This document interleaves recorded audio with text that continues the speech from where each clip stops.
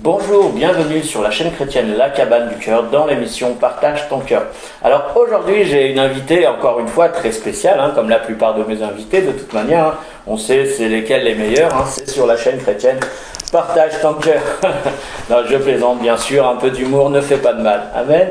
Alors aujourd'hui je suis avec Tabitha. Alors Tabitha, bonjour à toi et je te laisse tout simplement te présenter. Bonjour à tous. Je me présente, je suis née dans une famille chrétienne. Mais avant cela, ma maman, quand elle était jeune, elle n'était pas chrétienne, ma maman. C'est sa maman qui l'a mis dans une école missionnaire. Gloire à Dieu pour les missionnaires, qu'ils soient américains, anglais ou autres. Merci Seigneur pour les missionnaires. Grâce aux missionnaires qui sont partis en Chine, qui ont construit les écoles pour les enfants, ma maman a été mise dans une école missionnaire américaine qui parlait de Jésus. En rentrant chez elle, elle racontait l'histoire qu'elle a entendue sur Jésus à sa maman, qui était bouddhiste.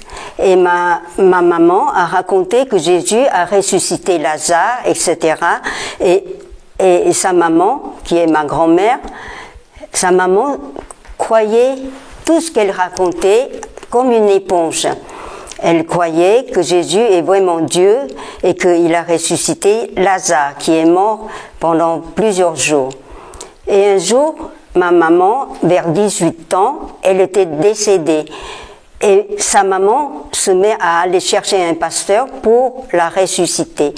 Elle était bien décidée et le pasteur, il veut bien prier pour que Jésus ressuscite sa fille de 18 ans.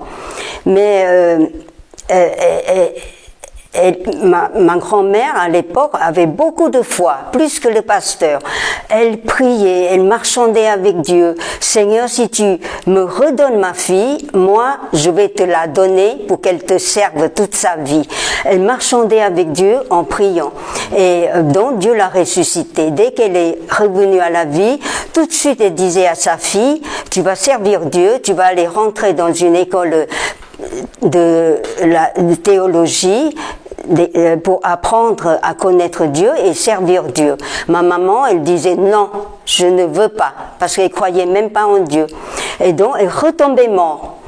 Alors, elle recommence à marchander avec Dieu.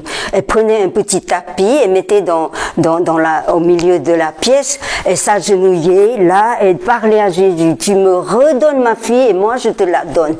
Elle marchandait tellement bien que Dieu la ressuscite une deuxième fois. Tout de suite, tu vas servir Dieu, tu vas étudier la Bible pour servir Dieu. Elle dit non. Elle retombe morte. Encore. Deuxième fois. Et le pasteur lui a dit, bon, Dieu a fait ce qu'il a fait, maintenant il faut laisser là partir. Et il ne faut pas insister. Et ma grand-mère, elle a insisté. Le pasteur lui a dit, je ne suis plus avec toi. Je ne suis plus d'accord. Il est parti, le pasteur, elle était seule. Et là, elle commençait à dire à Dieu, à marchander avec Dieu. Tu me la redonnes, je n'ai qu'une fille. Tu me la redonnes et moi je te la donne. Et donc, le Seigneur a fait cette fois, la dernière fois, puisque c'est une femme de foi et qu'elle avait foi en Dieu, Dieu a exaucé sa prière, mais différemment. Cette fois, c'est le Saint-Esprit qui est venu sur ma maman, une jeune fille de 18 ans, et elle s'assoit, elle se met à chanter en langue, et elle a dit oui, je servirai le Seigneur. Et donc, elle est restée vivante. Donc, elle est rentrée à 18 ans, aussitôt, elle est rentrée dans une école de théologie en Chine, qui est une école américaine. Et elle est restée là-dedans jusqu'à quelques années.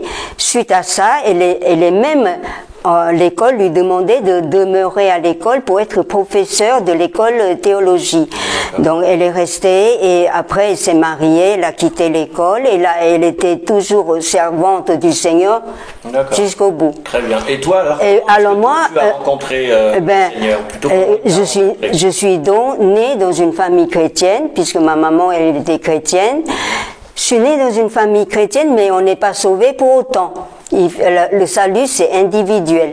Le salut, c'est soi-même qui accepte Jésus, qui s'engage avec Dieu.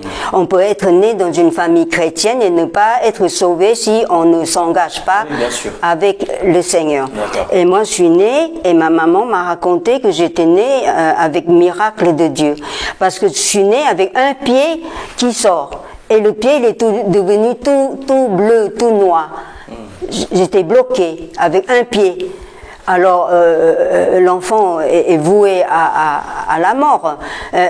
J'étais bloquée avec un pied dehors. Et alors ma maman, elle parlait à Dieu, bien sûr. Ma maman, elle dit Seigneur, fais quelque chose.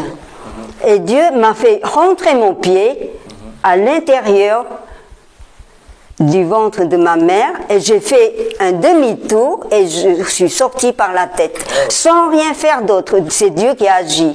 Donc j'ai fait un demi-tour.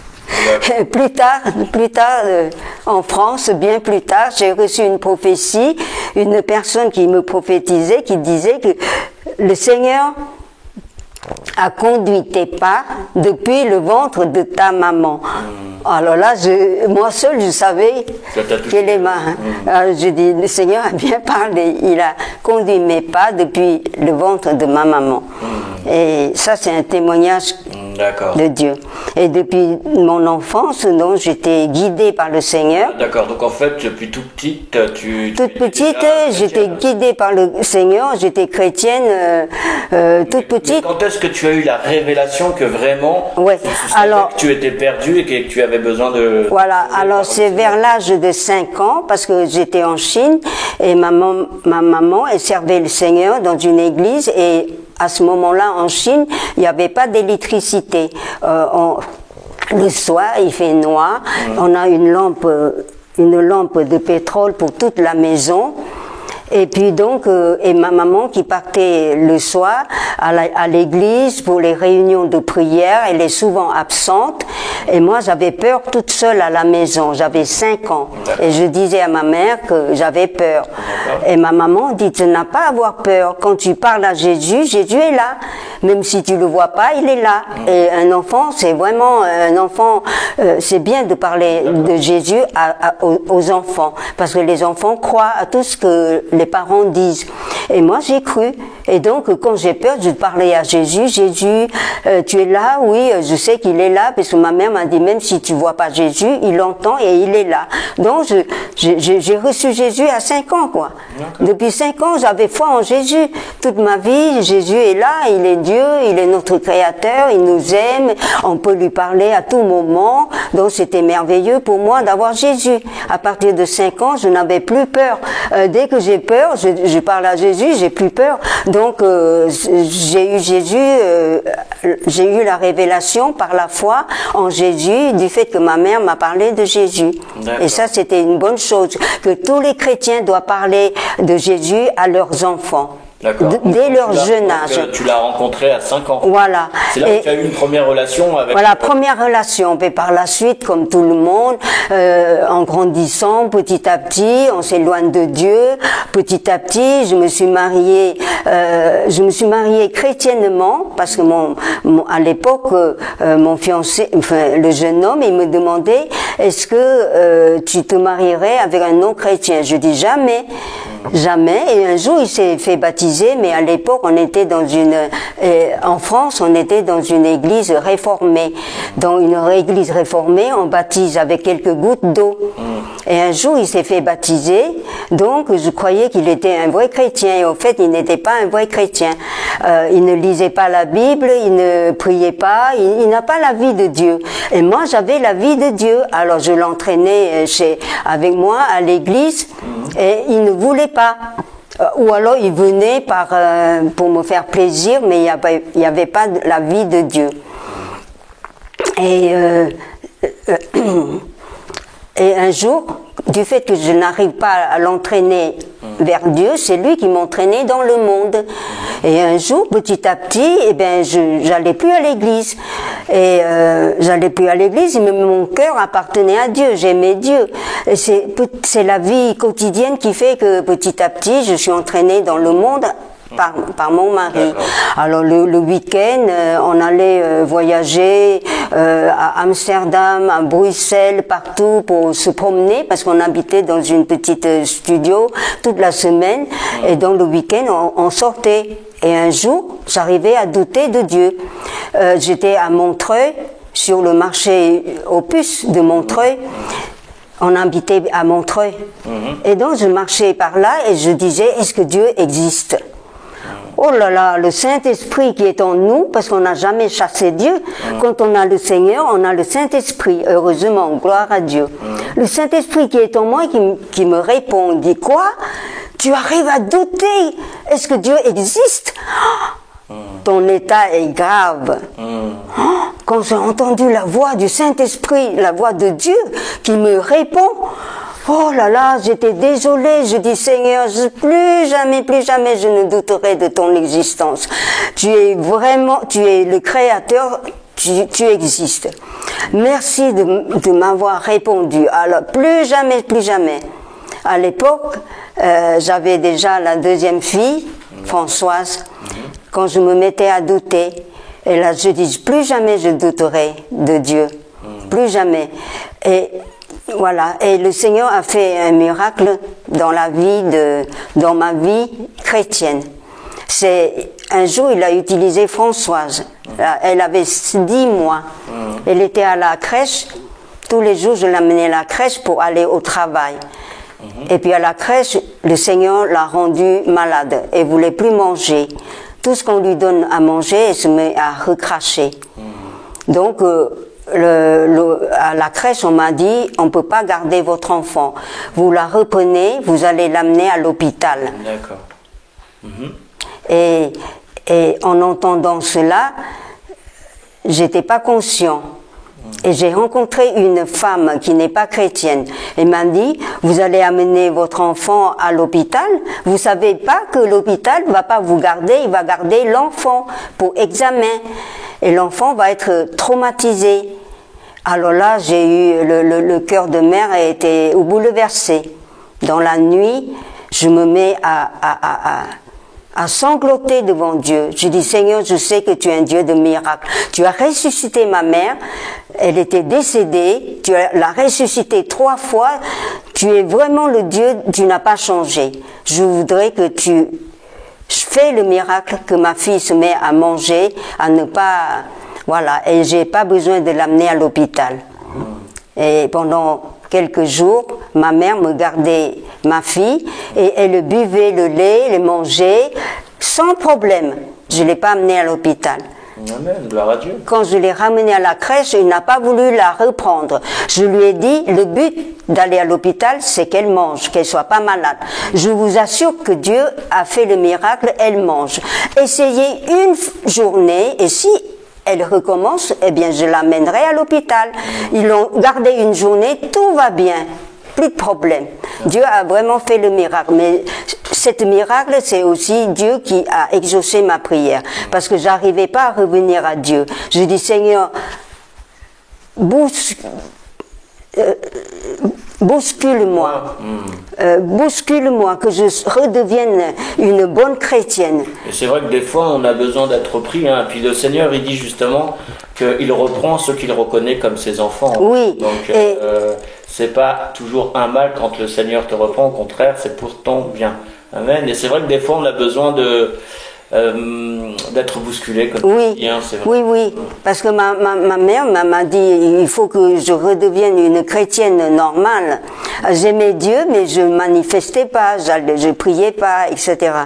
Et donc je demande au Seigneur de m'aider, et il m'a aidé à travers les événements qu'il a suscités.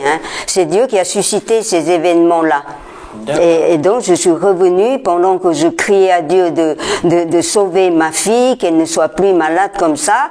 Eh bien, j'ai promis à Dieu, parce qu'on fait les promesses quand on a besoin de Dieu, et il faut tenir les promesses. Alors je dis, Seigneur, je te promets d'être zélé, de retourner à l'église, de lire la Bible, de prier, et voilà, et avec l'aide de Dieu, bien sûr. Et le Seigneur m'a aidé, il m'a redonné le zèle pour Dieu. Gloire à Dieu. Super. Alors maintenant on va passer à la dernière question de la fin, on va pas tarder. Donc si tu as quelque chose à partager au monde entier, ça serait quoi? Je vais partager quelque chose. C'est plutôt, oui, c'est plutôt pour les chrétiens. Mais ceux qui sont pas chrétiens, ils peuvent entendre et voir que c'est vrai. Alors, dans ma vie chrétienne, j'ai eu l'ennemi.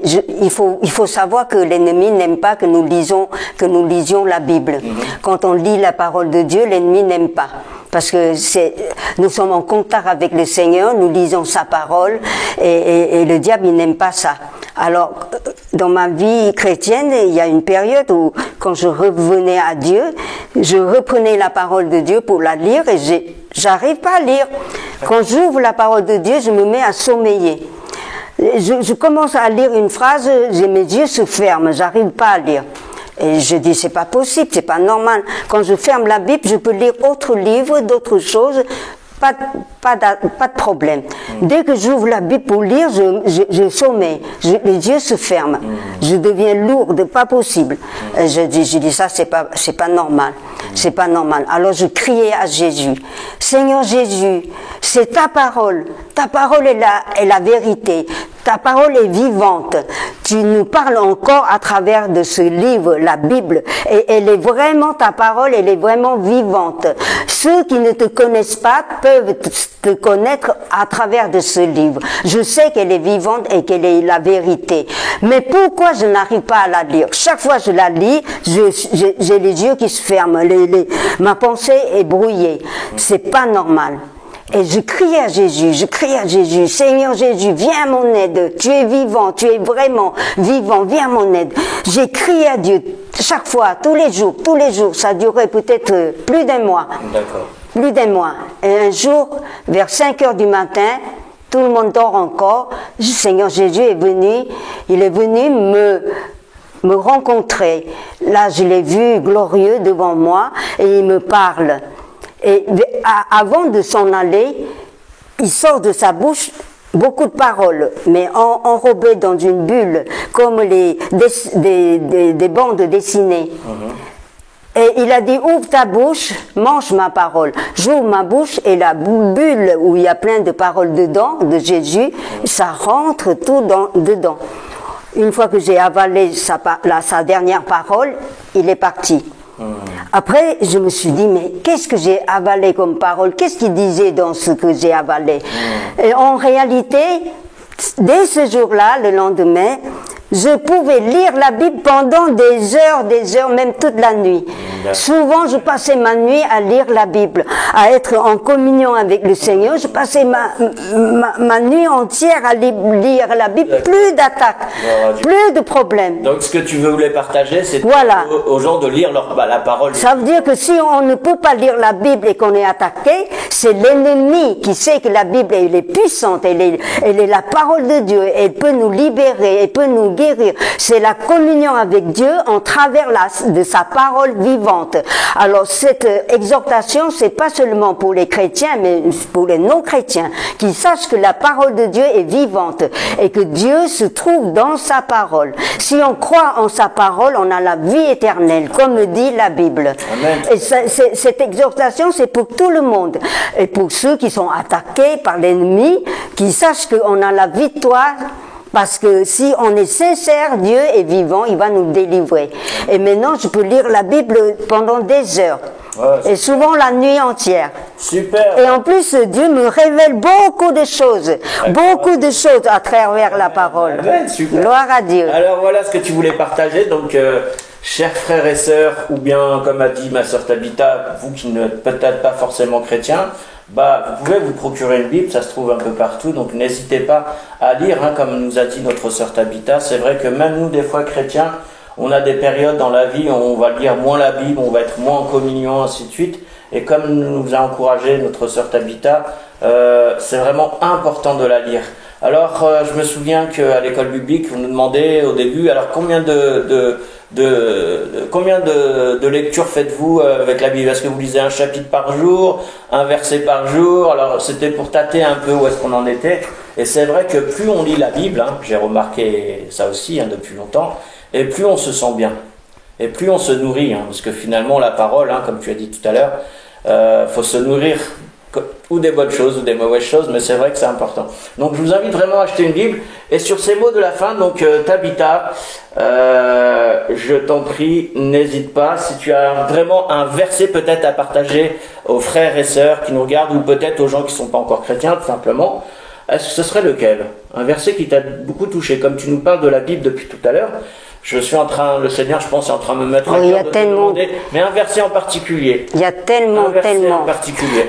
Le psaume 119, c'est « Je serre ta parole, je serre ta parole contre mon cœur pour ne pas pécher contre Dieu ». Ça, c'est important, de serrer la parole de Dieu dans notre cœur pour ne pas pécher contre Dieu. Amen, bravo, c'est vraiment... tu as clôturé, ma sœur. Sois bénie, Tabitha. Alors, on vous dit à très bientôt pour la prochaine émission sur la chaîne chrétienne La Cabane du Cœur, dans l'émission Partage ton cœur. Soyez bénis, à bientôt, bye.